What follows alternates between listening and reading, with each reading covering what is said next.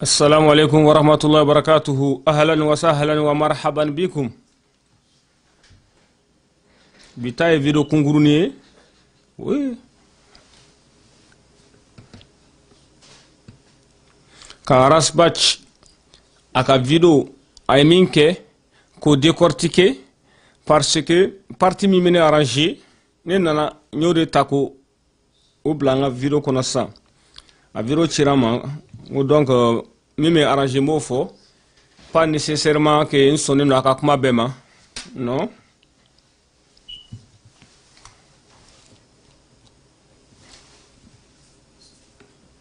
anga ka vidéo la me folo Bouye, asrafu sarafa. Asrafu sarafa. Mais, quand on veut que les war no fait, on va calmer. Dis que wati sera sanga je war ko. Mami te comment toi la ka je faire loko. Iye muni. Qur'an datura hadisa datura bekera. Kela kera fantam tola.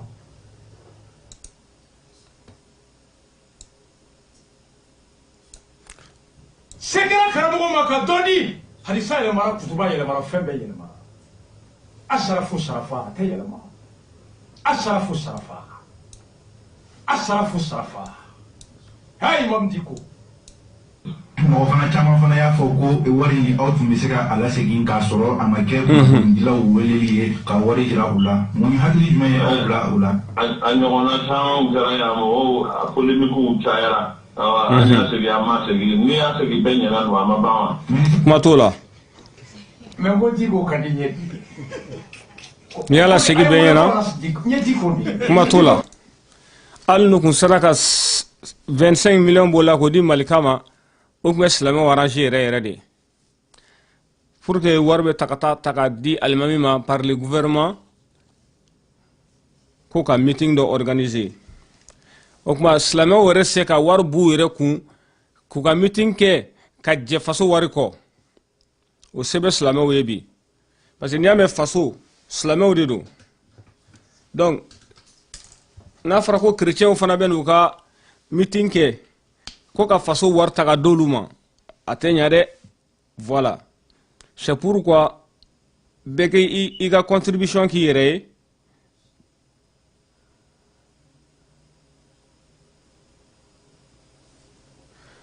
donc on va raslamé on va continuer tuguni donc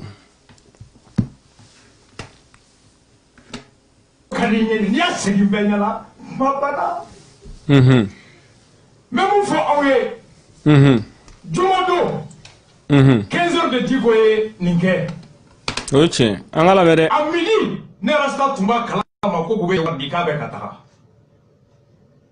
J'étais au courant que Boubé Wardi, que Warbe Katadi Digoma.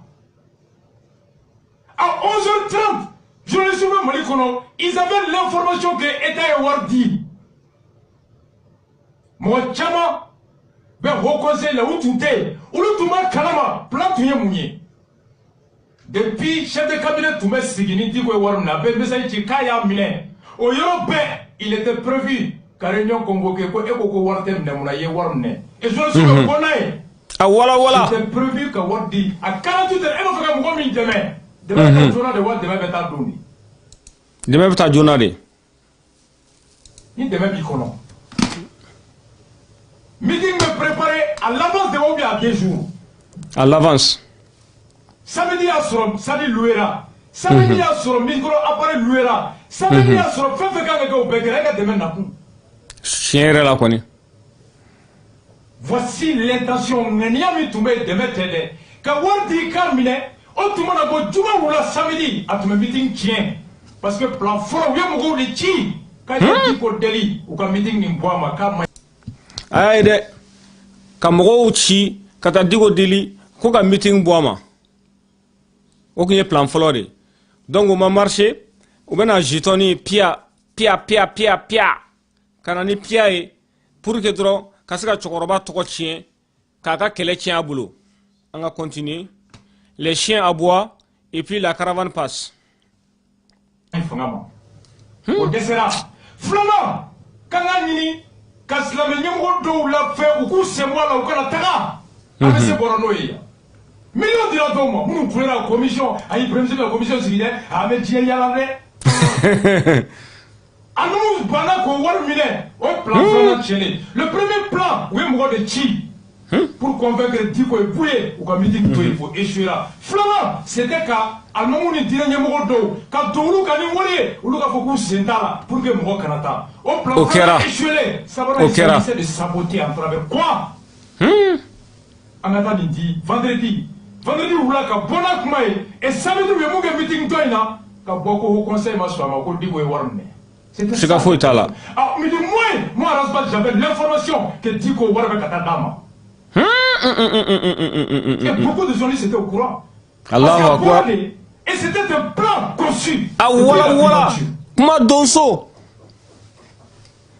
Voici l'intention. Ne m'a fait qu'à demain. Il est demain blague à Tawaï lui doit clé flanc. Wallahi. Le moment de faire l'aide traduit l'intention du donateur. Demain Kewati bet demain Kebra Ngania Dakeneka. Shikatala.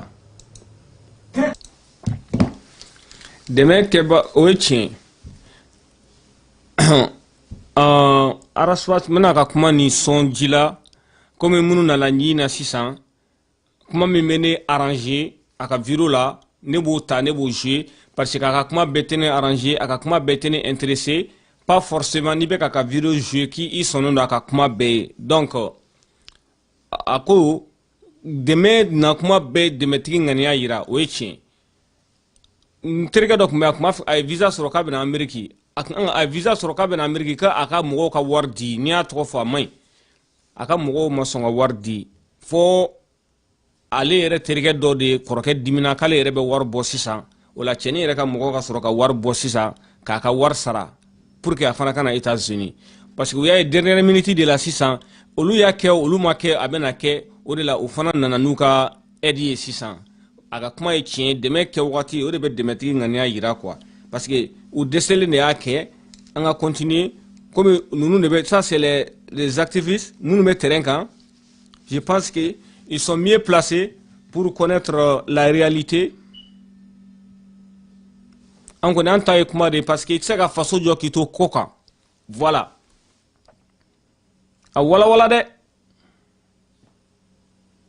na wote dro wodo Mami ngondara kata do sola e mata la jima frosa e foka saya ke to e be ni joko e ni do kasangela wallahi e do ete to ni nai ete bona oche Diko très intelligent aya da keneka aka ke gude e adare keneka jatige balawu fitne joro hami o de gouvernement mine sikatala parce que o be galone kan o de problème gouvernement manga galon tige aka jamana kono di en aucune circonstance jamais on va continuer aka wala dron en 3 jours adjuma kele wula communiquer sebena ka ci foro souffre o temi akala abamulo on tu vous était conférence de presse spéciale animée par Amadou Koïta Keita Maïga etc. Amadou Koïta Keita Maïga voilà gouvernement di akala akko Koïta Diodro o Koïta amba ka kuna fole la di malien di bana avec Koïta de jeu 6 ans baba kala bi anga le association sans fait qui va yo beka di kuma tambe ka foki bara mina jamana do mo so yoro jamana do mo wala jero ke yoro nous beaucoup de soukun ke kele nous beaucoup de hamana ke kele nous beaucoup de frelon ka ko ta Allah subhanahu wa ta'ala deli be mina na jamana ko to mina akakan gouvernement kan ga irate o de se fait gouvernement ye Moussa Kabla kata di au conseil président atara gouvernement to de la amata di moma atara di organisation président ka fo kibna kene misigi na una ta frelon ka kata Allah subhanahu wa ta'ala deli kata ala deli pour que bela na jamana ko kata ala deli pour que pasika na jamana ko kata ala deli pour que mali de gilani ko na bo ko yo hakilla misro stop Amadou Koïta Keita Maïga conférence de presse spéciale samedi ah nya fo yana de neten korodo de Amadou Koïta Keita Maïga ntodo parce que abega diko la jihadi donc au parti drone de bien intéressé Amadou Koita Keita Maïga Nerebena Sangare Faraka Amadou Koita Keita Sangare Nta Korodo. Continue Aras. Pour répondre à un fait divers. Wallahi. Follow. Gouvernement. Quand conférence de presse est. On peut que comme nous cas. On est sujet baudi. Maman dit qu'au Cameroun Bidou la série. C'est un fait divers. Vous voyez côté qu'on n'est pas impressionné. Ah oui mais. Et d'ici toi tu n'es pas impressionné. Et vous avez le gouvernement peuple à Coca Cola tapement. Est-ce qu'on y a un faux? Mais imaginez là. Avec Yélé, quand c'est bizarre, il faut qu'on dirait qu'on irait avec Yélé là. Il t'affiche l'air de quelqu'un qui est serein. Il t'affiche l'air de quelqu'un à qui ça fait rire ce genre de scène. Mais il va faire Mina. Quand Yélé, Ani, Adja Jolé à Nyerana, quand tu es Adja Tigelelo, il va doit arrêter Kewale là. Il veut doit y avoir un ménage de mettre dans la souris que ça va bien quand je me non, il faut y ça, mais ton chita là. Oui, tiens. Ton chita pour là. Oui, si j'ai les mecs avec si on ne fait pas attention, on est boubé parce qu'on a Willy Malikono. Parce que ne jamanya mogoye iba nyini ga mogo franyon ga ne ta nyini ga mogo jense. Ete na ni tension foyi, tension mume mogo bla nyogona. Anga continuer kuma donso aka wala doni na wote dro wodo quoi. Pas compris. Iba don todi. C'est une fausse apparence. Vous voyez, affiche l'air de quelqu'un qui est serein, qui maîtrise la situation, à un côté, qu'on n'est pas impressionné, qu'on était fou. Et si tu n'es pas impressionné, vendredi ou là, communiqué écrit. Vendredi sous, on était mis à Kala. Samedi, conférence de presse spéciale. Et dimanche, vous voyez, il y a 4 communiqués en 3 jours. Un indicateur de la panique, de la déstabilisation, de l'échec, de la stratégie et de la débandade. 4 communiqués en 3 jours. Avant de dire dis qu'il y a tremblement de terre, des tsunamis. Tremblement de terre. Eh, Allah. Kadugolo yere.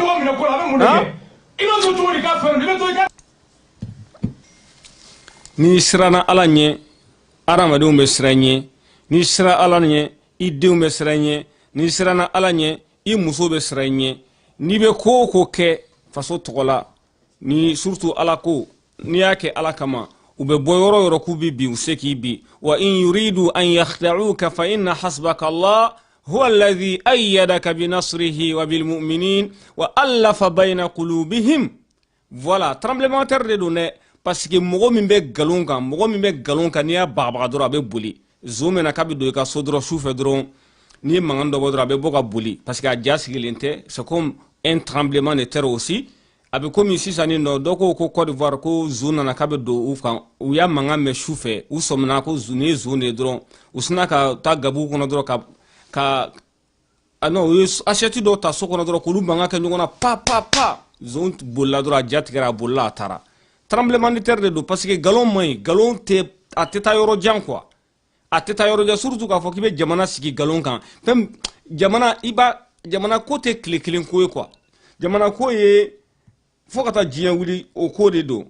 Il m'a dit que tu as école so jo ba ke ka ke école so barababa de jamana tiara chuko abe beoroni makwa uruba ketene.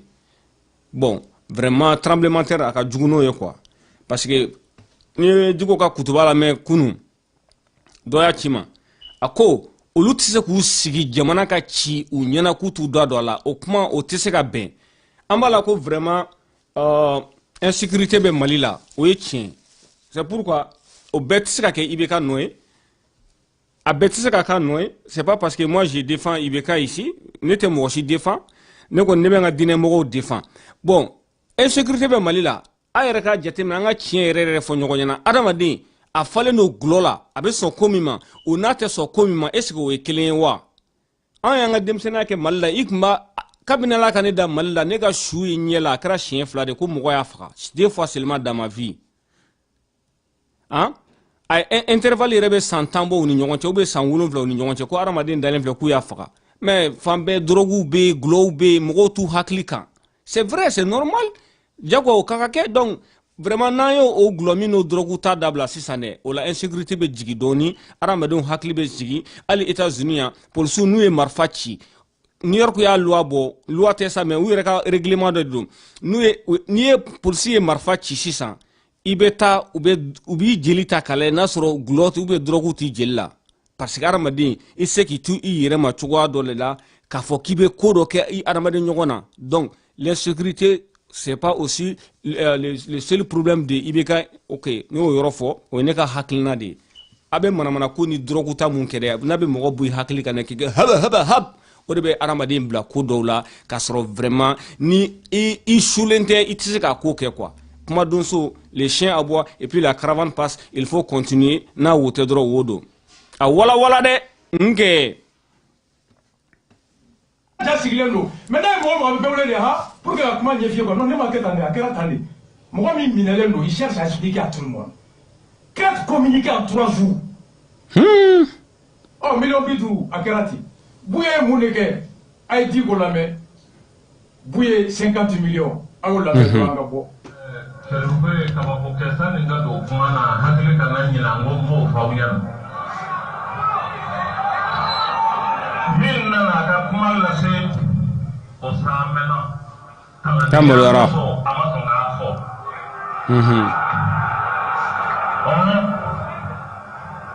miliyɔn bi 5 dira k'an k'an yɛrɛ dɛmɛ n'a ye anw an ye nin baara in dabɔ min kama o ye Ala kama ye siga t'a la Ala kama baara de don a y'a to an yɛrɛ k'an yɛrɛ kɔrɔbɔ ka fɛn dɔw kɛ k'a sɔrɔ nata wɛrɛ si t'a la fɔ Ala kama an ka kɛ ten لوجه الله لا نريد منكم جزاء ولا شكورا ni laada min bɛ jamana in kɔnɔ bala ni fɛn mana gosi ɲɔgɔn na dɔrɔn wari dɔw bɛ kuru ka taa d'aw ma il faut cesser ça wallahi ala hali ni bo cira wari bɛ kuru ka taa di mɔgɔw ma hali ni rebelle wulila ka mankan ci dɔrɔn wari de bɛ ta ka taga di olu ma o génération o b'a makun olu dɔgɔninw olu fana bɛ wuli ko nin ko ni business ko de dɛ donc an fana ka wuli ka mankan dɔ ci maliyɛnw filɛ jatuw la maliyɛnw filɛ u t'a essayer u t'a ɲini ka solution sɔrɔ problème na u b'a ɲini dɔrɔn de ka problème mada c'est pourquoi ala ka ɲuman bɔ nin na koyi ala ka ɲuman bɔ nin na dɛ olu ko wari dɔrɔn ka wari yɛrɛ adamaden na dɔrɔn bana rebelle ni wari bana ils sont obligés ka na tuguni hali ne yɛrɛ don kɛ ne sera ka chantage kɛ la ka wari bɔ e kun ni ka wari bana ne dun hakili tɛ n na hɔrɔn tɛ hɔrɔn ye n bɛ se k'a fɔ ko ne mago foyi tɛ n kɔ kuma na donc ne bɛ i wele tuguni vraiment tiɲɛ yɛrɛ la n y'a mɛn o don na k'i ye nin kɛ n na dɛ i ka fɛn min bɛ ne bolo n'i ma wari di yan n b'a bila Mali filɛ nin ye jamana filɛ nin ye ko ni u bɛ wari ta ka taa d'a tigi ma ko ni u bɛ wari ta ka taa d'a tigi ma alors que solution kan ka ɲini hali rebelle ninnu ka ko la k'a sɔrɔ min tɛ ka wari ta ka d'u ma k'u négocier ye an ka continuer kuma donso a k'a walawala. min bɛ di anw b'a dɔn minnu b'a di o dufamani tɛ koyi wallahi ka wari tɛ aw ka tempow n'a ka taxiw de don n'o tɛ dɔrɔmɛ 5 bɛ n bolo o n'a ka vignette a walawala donc nin ye fɛn ye il va falloir que a filɛ a ka impôt o n'a ka taxi o n'a ka vignette wari ko wari foyi t'u yɛrɛ bolo o dun ye tiɲɛ de parce que ni politique tɛ ninnu dɔw y'u si kɛ Faransi hali dɔrɔmɛ 1 hali a penny hali 1 centime u tɛ se ka ɲa u yɛrɛ ye Mali la ala a walawala kuma donso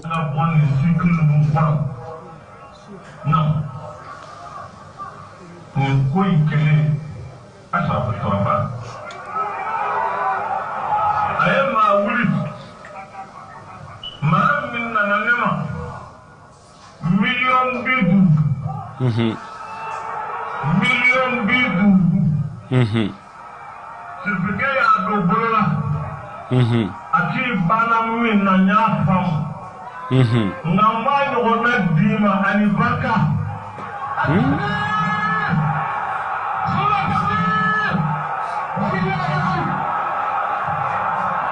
million 50 tiɲɛ na dɔ kun kan ka bɔ la k'o di Malika ma han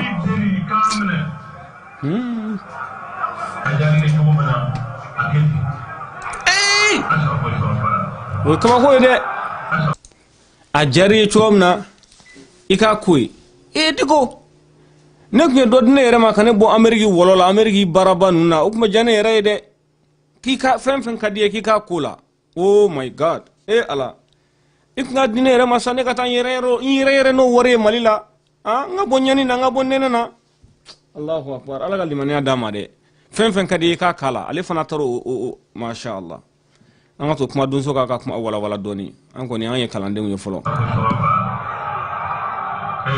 ada da bom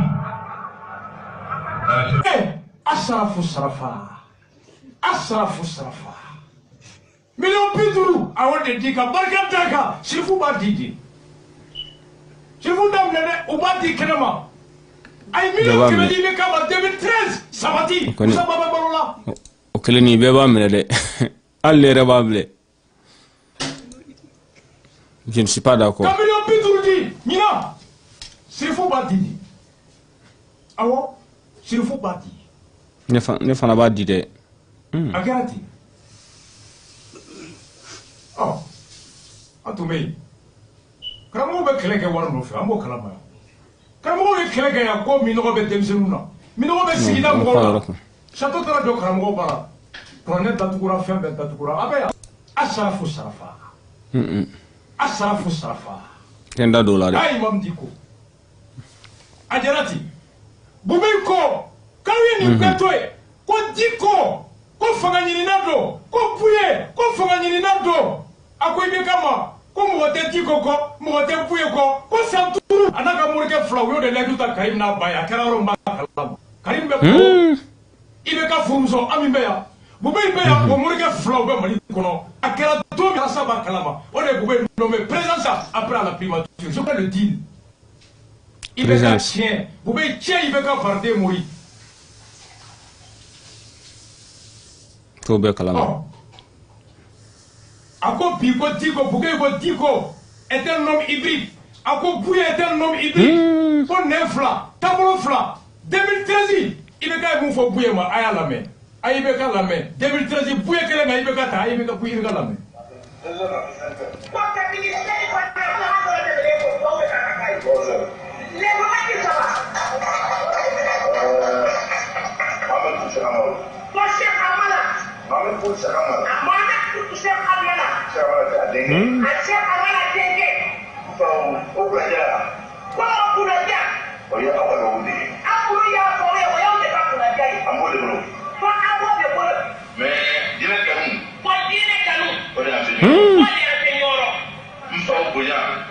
Suldro, salam alaikum.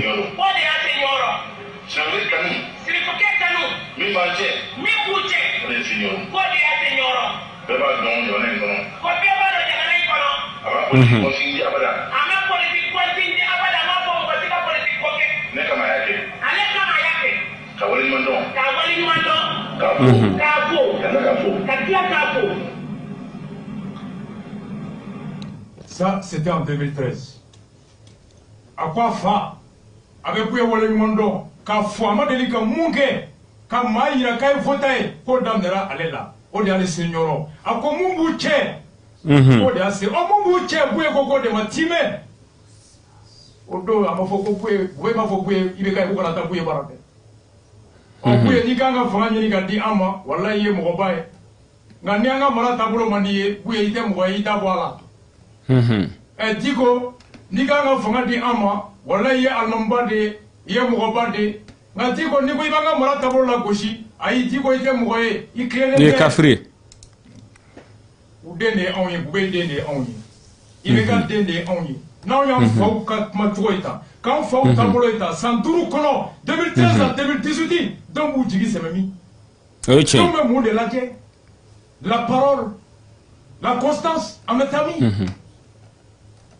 en metami oui vraiment ni ne tombé ni dossier comme million kemé chien re munye mu dara ni wari ako million kemé o de fora ngame million biduru di ni mitin temana ba to biduru di oko ni mitin temana sa na fa be mena kola o de fora to biduru mbedi kofe o kofe o kola ni mitin temana amana la tebe na mu fo meeting keneka no be o koro sisan ne ka famiyali la ni meeting tɛmɛna a tɔ miliyɔn 50 sisan dikun yɛrɛ tɛna ye o la parce que n'a bɛ ka di meeting de kama ce n'est pas la peine k'a fɔ ko dɔ bɛ di dɔ bɛ to quoi parce que kuma kelen tɛ ka fɔ a ye mɔgɔw ka vidéo ye ko Diko yɛrɛ de ye wari demandé bon Diko yɛrɛ tilara k'a fɔ ko ale ma wari demandé an k'o yɔrɔnin jouer an ka fɛn kɔnɔ parce que a bɛ an tɛ se ka Rasta ka kuma bɛ décortiquer bi quoi d'accord n'an ka lajɛ dɛ Sulu komi e bɛ ligne na n'a sɔrɔ i bɛ se ka yɔrɔ ci n ma quoi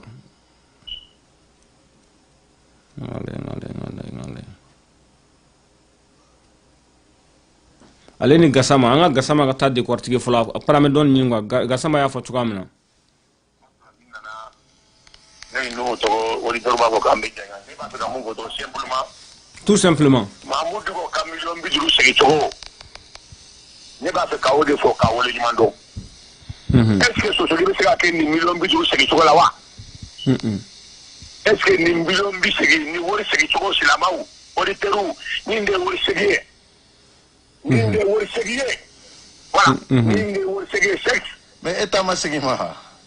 Ne ta ko a seginna k'a fɔ Facebook kan ne b'a fɛ télé ka wele a ka segin wala kana segin a ma segin a kuma ma fɔ cogo ye. Sosoli tɛ nin la o. Aw ka côté nin la défenseur tɛ nin la. Mahamudu Diko bravo nin de wari segin cogo ye an bɛ nin de fɛ nin de fɔra diinɛ ɲɛmɔgɔw fɛ nin de fɔra hɔrɔnw fɛ nin de fɔra silamɛw fɛ et vraiment je te laisse n tun b'a fɛ ka o de fɔ dɔrɔn nin de wari segin cogo ye Sosoli tɛ nin la dunan fantan naani bɛɛ y'a dɔn k'a fɔ wari seginna. Salam alaikum. Mashallah ko wari seginna o y'ale fana ka témoignage ye.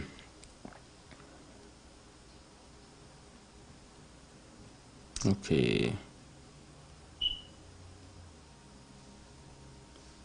O ye Gassama ka wari sigi cogo ye. Bɛɛ n'a ka faamuyali don quoi.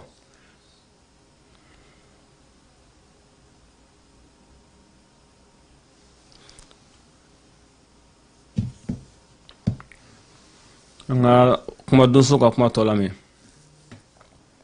arranger wari tɔ bɛ na wa n'i nata bɛ wari tɔ kan i ka kuma yɛlɛma. A tɔ bɛ k'i ta ye. n'i ka kuma gɛlɛyara anw ma salila miliyɔn 50 tɔ tɛ di. wa hali n'i ka kuma nɔgɔyara ni meeting tɛmɛna an b'i lajɛ n'i bɛ an fɛ i ye bɔli dabila ka kumakan dabila an ka mara kan wari tɔ bɛ di ɔ n'i nata ka bon miliyɔn 50 kan n'i nata bɛ miliyɔn 50 kan kumakan bɛ yɛlɛma sari la wa hali ni sari tɛmɛna i bɛ kumakan yɛlɛma ka 50 miliyɔn di ka miliyɔn 50 fili. hali ni kuma tɔ di a kun tɛ se ka fɔ parce que n'u ma tɔ di o kun bɛna kɛ n'ale y'a réclamer corruption de ye sisan o kɔrɔ e b'a réclamer k'a tɔ ta parce que meeting bɔra a ma ou bien meeting kɛra ka ban donc a kun mago tɛna se wari ma tuguni an ka continuer. ɲɛfɛ o ye k'i don jɔ de la c'était ça la stratégie. C'était ça la réalité. Oh, eh, Sulu ala ka barika don i la dɛ très bien parce que vidéo ninnu a ma nɔgɔ donc Sulu y'a ci ma sisan Sulemani Keyita merci beaucoup a ko Diko sur RFI an k'o fana lamɛn komi an y'a ye dɔw ko komi an ka bonya bɛ dɔw kan k'a fɔ k'u bɛ bɔ ka a fɔ ko wayi ko Diko ye weleli de kɛ ka wari demander parce que u ye dɔ kɛ bu ni bɛɛ la pu ni pɛ donc an ka Diko ka témoignage sur RFI an k'o k'a la sisan an k'o lamɛn ɲɔgɔn fɛ mɔgɔw y'a lamɛn dɛ mais o fana b'an ka vidéo sɔn ji la o fana b'an ka vidéo minnu a tɛmɛna minnu tulo ka siɲɛ fɔlɔ la olu fana masha Allah u bɛna u fana ka tata ta kɔnɔ quoi. RFI Bambara nin bɛɛ de escroya ye tubabu ka taa a ka journaliste a ka radio sigi a ka kan a ka jamana kɔnɔ a ka tila k'o fɔ aw yɛrɛ ka kan na d'accord Diko yɛrɛ o bɛ fɔ ka tɛmɛ ala ka barika don tiɲɛ na dɔrɔn ala ka tiɲɛ dɛmɛ a filɛ. Ministre ɲɛma Sumelu Bube Mega ale ka ja dɔ bɛ bɔlɔlɔ sira sanfɛ a b'a fɔ an b'a kuncɛ ni nin ye quoi. Kulu ale tun kan ka miliyɔn 100 de di au conseil islamique ma ka nin lajɛ nin dɛmɛ nka ko ale nana bɔ a kalama k'a fɔ ko lajɛ nin labɛnnen tɛ au conseil islamique fɛ ko maakulu dɔw de kɛlen bɛ ka a labɛn k'o kama olu ye u ka dɛmɛ dɔ bɔ o la ka miliyɔn 50 di au conseil ma aw ni wɛrɛ tɛ kalabanciya ye wala kɛmɛ ko kuma kan wa nuna ma sigi a ma bɛn fɛn kan ale de ye n wele telefɔni na ko président ko ka miliyɔn kɛ n'o tɛ ne a wala wala hafizul kuranɛ a wala wala lettre ci a ma ne ma alima min kelen bɛ kan wɔɔrɔ mɛn mali kɔnɔ a wala wala dɛ français kɛrɛbɛ tɛ arabu kɛrɛbɛ tɛ a kalannen don hali ni an ka ministre dɔw ye français la de bɛ ɲin'a fɛ ne n'a ma kuma a ye n wele de telefɔni na ko président ko ka miliyɔn 100 di a y'o fɔ a ye telefɔni tigɛ ne fana ma fɛn fɔ a ye ciden nana waati min b'a kun ne ta 50 don 100 don ne ma ale fana ma fɛn fɔ parce que ale ma hawja a ma hawja pia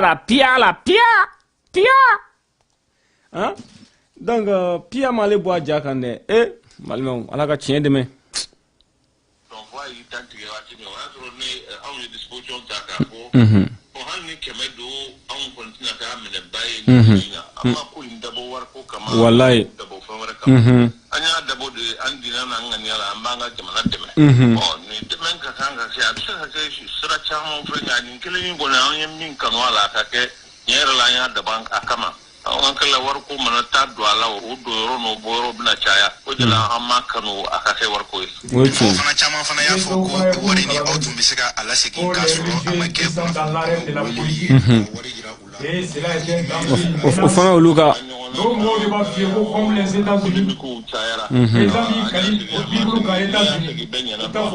kuma t'o kɔfɛ o mɔgɔ kelenw de bɛ tila k'a fɔ tuguni comme en France o mɔgɔ kelenw de bɛ tila k'o kelen fɔ tuguni a y'a kɛ ala kama u bɛ yɛrɛ min ko k'ale de haut conseil ka to dɛ audio panna quoi video panna u bɛ ye mun nommé ACI directeur n bɛ segin a kan dɔɔni quoi Musa Ba muso filanan de fana bɛ ACI la ye u bɛ ye minnu nommé olu tɛ se ka ye meeting kɛnɛ kan dɛ karamɔgɔ ne ma cɛ ni ye n b'a fɔ n ka kun tɛ dɛ Mamadu Konate cɛ ni Ismaël ani Mamadu Konate u fa ni fa u bɛ kelen na furu ti kɔrɔkɛ de u bɛ nin y'a nommé Musa Ba furu muso fana la ACI la ye n b'a fɔ k'u kun tɛ sira la dɛ ne b'u ye Maki ba ko commission ko o conseil ala ke politique ko ye an ko wala Maki ba fana n t'a dɔn n'a tun bɛ na kun tɛ ne ko f'a ye o conseil ni bolo ka comme de y'a créé o conseil yɛrɛ côté article 2 article 1er pour le haut conseil islamique du Mali ça c'est à l'adresse de tous les pays intellectuels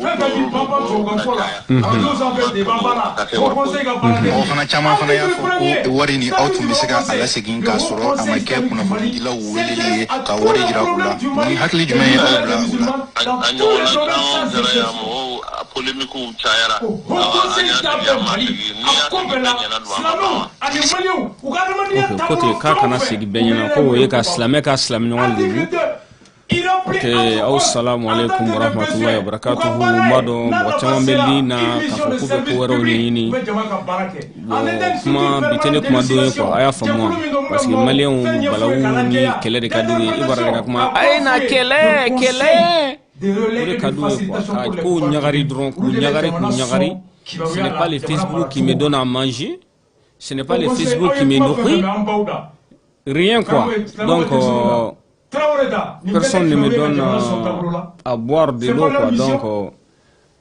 minnu nana kulomajɔ la ko wɛrɛ la kɔni bon vraiment je suis désolé pour vous quoi d'accord kuma bɛ na mais kuma bɛ n'a fɔ don n'a fɔ waati don quoi. C'est deux choses, la voix et les yeux. Au moment des élections, la voix s'exprime. Avec les yeux. Ok, n balimaw a bɛ komi ye erreur dɔ kɛ a bɛ hakɛ to n bɛ segin Arasba ka kuma Diko ka témoignage kan tuguni parce que ce que j'ai constaté a bɛ komi kumakan fila bɛɛ tun bɛ ka jouer ɲɔgɔn fɛ quoi. Ok, a bɛ hakɛ to n bɛ segin a kan siɲɛ kelen dɔrɔn quoi. Souvent technique. Ɲɛma Sumelu Bube Mega ale ka ja dɔ bɛ bɔlɔlɔ sira sanfɛ a b'a fɔ o la ko marabakulu ale tun kan ka miliyɔn 100 de di au conseil islamique ma ka nin lajɛ nin nin bana b'a tigɛ quoi ko ale nana bɔ a kalama k'a fɔ ko lajɛ nin labɛnnen tɛ au conseil islamique fɛ ko maakulu dɔw de kɛlen bɛ ka a labɛn k'o kama olu ye u ka dɛmɛ dɔ bɔ o la ka miliyɔn 50 di au conseil ma aw ni ale tun bɛnna miliyɔn 100 ko kuma kan wa nuna masigi amma ben fenga ala de wele telephone ko president ko ka million ke on te nema lettre ki ama ne ma de ben yina fe ne na makuma ay wele de telephone ko president ko ka million ke medi ayo fo ay telephone tige ne fa ma fen voy to kide na wati mi ma ko ne ta bi duru do ke medo ne ma donc voy identique wati mi wa tro ne aw ni disposition ta ka fo bon hal ni kemedo an kontina ta mene baye ni seina amma ko hindabo war ko kama amma ku dabo fawara kama anya dabo de andina na ngani ala amma nga jamana deme bon ni demen ka kanga se abse ka ke shi sira chamo fenga ni kelini gona an min kanu ala ka ke nyera la nya daban akama ala yare kama koni nyera la dabora ala yare kama koni kala war ko mana ta do ala o do yoro no boro bina chaya ko de la amma kanu aka se war ko mɔgɔ fana caman fana y'a fɔ ko wari ni aw tun bɛ se ka a lasegin k'a sɔrɔ a ma kɛ kunnafonidilaw weleli ye ka wari jira u la mun hakili jumɛn ye aw bila u la a ɲɔgɔnna caman kɛra yan mɔgɔw a polemikiw cayara an y'a segi an ma segi n'i y'a segi bɛɛ ɲɛna don a ma ban wa o ye tiɲɛ n'i y'a segi bɛɛ ɲɛna o y'o kuma bannen ou bien e kun ka wari minɛ dɔrɔn ka ci ne ma États-Unis yan ne fana ka se ka kɛ fɛn ye a ko nin na quoi ok. Assalamu alaikum wa rahmatullahi wa barakatuhu. Parce que j'ai constaté que a kuma ka jouer kuma mina wa sɔrɔ kuma donso fana ka kuma bɛ ka wala wagati la quoi. Donc vraiment désolé pour les escrocs qui veulent les escrocs qui veulent entendre autre chose. Donc an ka nin kan la dɔrɔn k'a fɔ Malika ka mɔgɔw ka kuma tuguni parce que an ka kɛlɛ a tɛ jigin soda la quoi. La mort ou la victoire. Ou la victoire. Salut Internet. Malien Malika Mangando. Salut Internet. Malien Malika Mangando. Alako drata. Atau juta nga domewa. Alako drata. Atau juta nga domewa. Alako drata. Atau juta nga domewa. Ko bokatu bobaraji mogodo ma ko de kaduye. Ayu ko bokatu bobaraji mogodo ma ko de kaduye. Ayu ko bokatu bobaraji mogodo ma ko de kaduye. Ayu balo nugo ko bokatu bobaraji mogodo ma ko de kaduye. Ayu to ukake ate mo nyasirala atake ni tai fofo donc. Isi mangu take alajeli abana. Ko bokatu bobaraji mogodo ma ko de kaduye. Ayu ayata. Ayako slamyata. Me aisha mgola. Ayata. Ayako slamyata. Me aisha mgola. Ko bokatu bobaraji mogodo ma ko de kaduye ayu ko bokatu bobaraji mogodo ma ko de kaduye ayu balo nugo ko bokatu bobaraji mogodo ma ko de kaduye ayu to ukake ate mo nyasirala atake ni tai fofo donc isi mangu take alajeli abana ayata ayako slamyata me aisha mgola ayata ayako slamyata me aisha mgola ayata ayako slamyata me aisha mgola ayata ayako slamyata me aisha mgola ayata ayako slamyata me aisha mgola ayata ayako slamyata me aisha mgola niku agwa pidi yako kuma hiyo niku ati kuma hiyo mana kaunda dabla kabo mgoda la yakanya kelewa alai wa ai gonni sasa mgola sa mungo kani pidi yake okoke mungo katake otake avec ok pidi lo d'accord je suis d'accord maintenant après moi abake ni bobraya ayi abake ni daya ayi abake ni mui foi mais ça ne regarde pas donc ame mo fawe ola ngaka mo gote mo ka balo uga herela uga balo uga vila uga balo nugo ko bokatu bobaraji mo godo ma ko de kaduye ayu to ukake ate mo nyasirala atake ni tai fofo donc isi mangu take alajeli abana mais kasati fachela ako kay pedi do e ka foi tala ati nyasirala bi ati nyasirala sini alako drata atau juta nga domewa alako drata atau juta nga domewa alako drata atau juta nga domewa alako drata atau juta nga domewa ala drata la bulaka obi ala do obi mundo ala kula abu mundo ala